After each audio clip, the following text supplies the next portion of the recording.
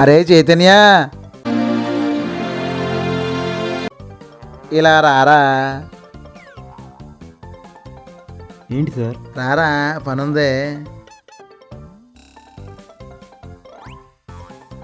ఏంటి సార్? కూర్చోరా, ఎందుకు కూర్చో. సార్? ఏంట్రా సంగతి? కాలేజీకి వెళ్ళకుండా బెట్టింగ్లు ఎత్తున్నావుగా. వాటర్ తీసుకో చైతన్య. లేదండి. తీసుకో, పర్లేదు.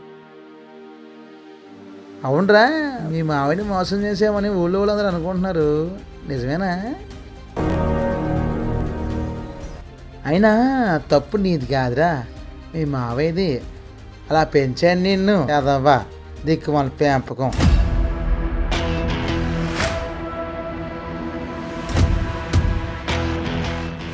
ఒకసారి ఈ నెంబర్ ఎవరిదో చూడండి. ఈ నెంబర్ మాయమ్మ ఇదే. అవునా? ఒకసారి వాట్సాప్ ఓపెన్ చేసి చాటింగ్ చూడండి.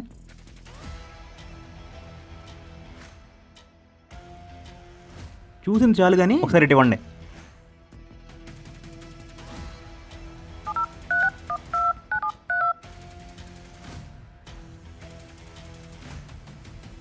చైతన్య, హలో సుమతి, నైట్ ఏదో కాల్ చేసావు, సిగ్నల్ ప్రాబ్లం వల్ల సరిగ్గా వినపడలేదు. ఏంటో ఇప్పుడు చెప్పు. నన్ను పెళ్లి చేసుకుంటావా? పెళ్ళా? మరి మీ నాన్నగారు? మా నాన్న ఆయనకి ఎదిరింట్లో పక్కింట్లో ఏం జరుగుతుందో కావాలి, అంతేగాని కూతురు బయటికి వెళ్ళి ఏం చేస్తుంది, ఎక్కడ తిరుగుతుంది ఆయనకు అవసరమే లేదు. ఇదంతా వదిలే. అయినా నన్ను పెళ్లి చేసుకుంటావా లేదా? Sumathi, if you don't mind నేను మళ్ళీ కాల్ చేయనా? Okay, bye. సరే, బాయ్.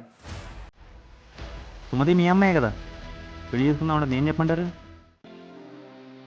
ఇప్పుడు చెప్పండి సార్. మా మాయ పెంపకం సరిగ్గా లేదు కరెక్టే, ఇప్పుడు మీ పెంపకం ఏమైంది?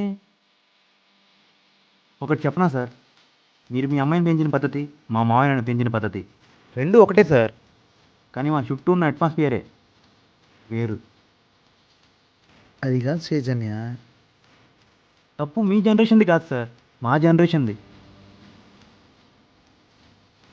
నేను సైలెంట్గా ఇంట్లో ఉంటే ఒకడు వచ్చి 6 దాటితే ఇంట్లోంచి బయటికి రావా అంటాడు ఒకడు. సర్లే అని కాలేజ్కి వెళ్ళి చదువుకుంటుంటే ఏంట్రా ఎప్పుడు చూసినా చదువుకుంటూ ఉంటాం మధుపులాగా అంటాడు ఒకడు.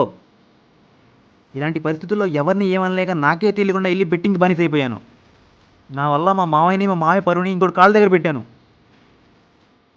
ఆ క్షణమే నేను మానసికంగా చచ్చిపోయాను సార్. ఈరోజు నేను బతికున్నానంటే ఉన్నాను అంతే. ఇప్పుడు కూడా మీ అమ్మాయి తప్పు చేసిందని ఇదంతా చెప్పడం నేను చేయలేదు.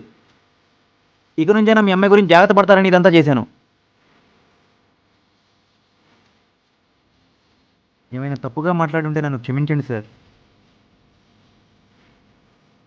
మీ అమ్మాయి గురించి ఏమైనా తప్పుగా మాట్లాడుంటే నన్ను క్షమించండి అమ్మా.